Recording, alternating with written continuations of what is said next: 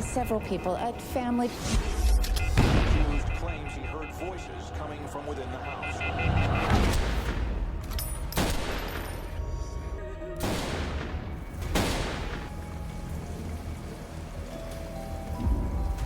On the night of November 13th, 1974, a shocking event took place in Amityville, New York. Ronald DeFeo Jr. rushed into Henry's bar, frantically seeking help, claiming that his entire family had been killed. His friends from the bar accompanied him back to his residence at 112 Ocean Avenue, where they encountered a horrific scene. Inside the house, 5 members of the DeFeo family lay lifeless in their beds, drenched in blood. They had been shot at close range while sleeping, still wearing their pajamas.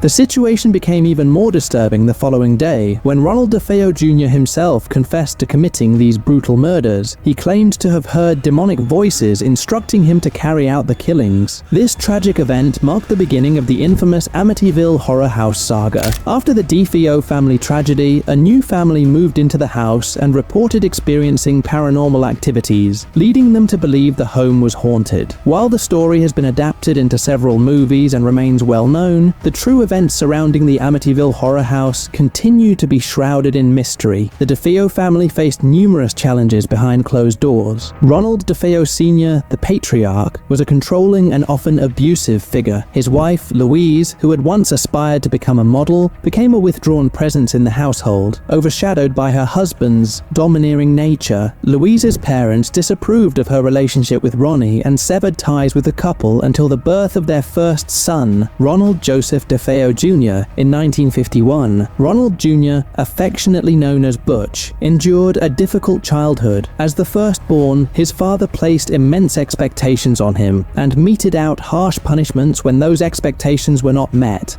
Butch also faced verbal abuse from his peers at school due to his excessive weight. DeFeo family grew with the addition of Dawn in 1956, followed by Allison in 1961 and Mark in 1962. Shortly after Mark's birth, Louise made the decision to leave her husband. Ronald tried to win her back by writing a song called The Real Thing, which later got recorded by a famous jazz singer named Joe Williams. Big Ronnie's heartfelt songs seemed to mend things with his wife as they reunited and welcomed their third son, John Matthew. Around this time, they also upgraded from a small apartment in Brooklyn to a spacious home in Amityville, a posh area of Long Island. This move was made possible by Louise's father, who paid for the house and even for life-size portraits of the family to adorn the walls. However, a beautiful home in a nice neighborhood couldn't undo the effects of Butch's difficult early years. As he grew into his teens, Butch increasingly turned to drugs and alcohol for comfort. He shed his childhood weight, thanks in part to amphetamines, and he often found himself in fights. His aggressive behavior escalated to the point where he once threatened his father with a gun. Butch worked at his father's car dealership, yet he rarely showed up and often left early from boredom. Despite his unreliable work ethic, his parents gave him a weekly allowance, hoping it would stabilize him. These efforts were in vain. By 1974, at 23, Ronald DeFeo Jr. still lived at home, barely worked, and spent his days under the influence and fighting in bars. The bars had become his second home, so it was no surprise when he was seen at Henry's bar on November 13th, 1974. However, Ronald Jr.'s presence at Henry's bar that afternoon was marked by an unsettling behavior. He had been repeatedly calling his house but received no answer, voicing his concerns to anyone willing to listen. Eventually, his frustration led him to leave the bar abruptly. Surprisingly, he returned a few hours later in a frenzied state, screaming, "You have to help me. I think my mother and father have been shot." Without hesitation, a few of his friends accompanied him by car to the DeFeo residence, merely a block away. An eerie silence enveloped the house, broken only by the barking of the family's dog, which was leashed in the kitchen. As Butch and his friends made their way through the house, they uncovered a grisly scene, room by room. The tragic discovery revealed that not only Ronald and Louise DeFeo had been shot, but the entire family, including 9-year-old Mark, had fallen victim to this horrific act. Naturally, the police's initial suspect was Ronald DeFeo Jr. himself. Initially, he claimed he couldn't have been responsible, stating he had been at work in the morning and at the bar in the afternoon. However, the condition of the bodies indicated they had been deceased well before 6 a.m. a.m., contradicting his alibi. When confronted with this evidence, Ronald frantically changed his story, a pattern he would repeat several times. At one point, he attempted to convince the police that a mob hitman named Louis Fellini had killed his family and forced him to witness the ordeal. Unfortunately for DeFeo, Fellini was confirmed to be out of state at the time of the murders. With his excuses exhausted, Ronald DeFeo eventually confessed to the truth. He murdered his family himself. Even after his initial confession, he changed his story multiple times. In one version, he claimed that his sister Dawn approached him about killing their family. They were supposedly only going to kill their parents, taking the rest of the children to their grandparents' house beforehand to keep them out of the home. In this version, he killed their father, and then their mother, in a bout of insanity, killed the other children before Ronald shot and killed her. However, Ronald DeFeo Jr.'s most infamous claim was that he was possessed by the devil and that the devil made him kill his family. A jury ultimately decided that Ronald DeFeo Jr. killed his entire family in cold blood while they were asleep in their beds. He was convicted on 6 counts of second-degree murder and sentenced to 6 concurrent sentences of 25 years to life. Nevertheless, DeFeo's claims of demonic possession and voices had captivated the public's imagination, especially after the family that moved into the house next claimed that they were being terrorized by malevolent spirits. In the summer of 1975, a young married couple, George and Kathy Lutz, came across what seemed to be their dream home. It was a magnificent 3-story, 5-bedroom Dutch colonial house on Long Island, complete with a swimming pool and a boathouse, listed at an incredible price of just $80,000. However, there was a dark history attached to this property. It was the very house where, just 9 months prior, Ronald DeFeo had committed the unthinkable act of murdering his entire family. After their real estate agent disclosed the house's tragic past, George and Kathy took some time to carefully consider their decision, discussing it with their children. Against all odds, they felt they could come to terms with the home's history and ultimately purchased 112 Ocean Avenue in December 1975, a mere 13 months after the brutal murders. Sensing the gravity of the situation, a friend of George's insisted that if they were to move into this house, they should have a priest perform a blessing on the property. Father Ralph Pecoraro arrived on December 18, 1975, as the Lutzes were unpacking to conduct the blessing ceremony. However, almost immediately upon entering, Father Pecoraro claimed to have heard a deep masculine voice demanding his departure, though he did not disclose this to the Lutzes at the time. It wasn't until a week later, on Christmas Eve, that Father Pecoraro reached out to George Lutz, advising him to stay away from the second-floor bedroom that Kathy had intended to use as a sewing room. Tragically, the call was abruptly cut short by a burst of static, leaving the Lutzes with an ominous warning and a lingering sense of dread. Soon after moving in, the Lutz family allegedly began encountering inexplicable and deeply unsettling phenomena throughout the house. At first, they reported experiencing unexplained cold spots in various areas and loud, jarring noises that would wake them in the dead of night. Kathy claimed to have felt an unseen presence touching her on multiple occasions, and even recounted one chilling night when she awoke to find her face had been grotesquely transformed into that of an old hag. Meanwhile, George found himself involuntarily waking up every night at 3:15 a.m., the exact time when the DeFeo family was murdered. The couple also reported seeing 2 ominous red eyes peering in at them from the upstairs bedroom window. As the disturbances escalated, the children grew increasingly argumentative, and George became reclusive and obsessed with the fireplace, which he claimed could never be warm enough. The final straw for the Lutz family came on January 13, 1976, a mere 28 days after they had moved into the house. This is George Lutz's chilling account of that fateful night. "I was lying in bed and everyone else was asleep when Kathy suddenly lifted up and began sliding away from the bed, away from me. I felt something get into the bed with us and I was unable to move. I heard the kids' beds continually slamming up and down on the floor and being dragged across the room. We also heard the fluttering of pigeons on the air conditioning unit overhead in the master bathroom, yet there were no pigeons to be found the next morning, or any signs of a nest or anything like that. The lights flickered ominously. We even brought the family dog upstairs, tying him to the doorknob, yet he spent the night pacing in circles and vomiting. The boys came down in the morning absolutely terrified. They were unable to reach me and I was unable to get to them. Missy came in, innocently asking, "What was that all about?" And Kathy had no recollection of much of the night's events. The Lutz family's claims of a haunted house soon attracted the attention of local news media, but their story did not end there. This case quickly became so famous that it inspired the book The Amityville Horror, which later spawned several film adaptations, and the film franchises based on their story have certainly been successful enough to make them stick to their account. In the end, despite any claims of paranormal activity, there was only one confirmed horror that occurred at 112 Ocean Avenue in Amityville, New York, a very real horror that had nothing to do with demons or spirits. No matter what, that house will always be the place where one night in 1974, a troubled young man with a gun committed one of the most haunting crimes in modern history. So, if you dug this spooky deep dive into Amityville, then smash that subscribe button like a ghost smashes through a door. Leave a comment in the comments section below and tell us your craziest Amityville theories.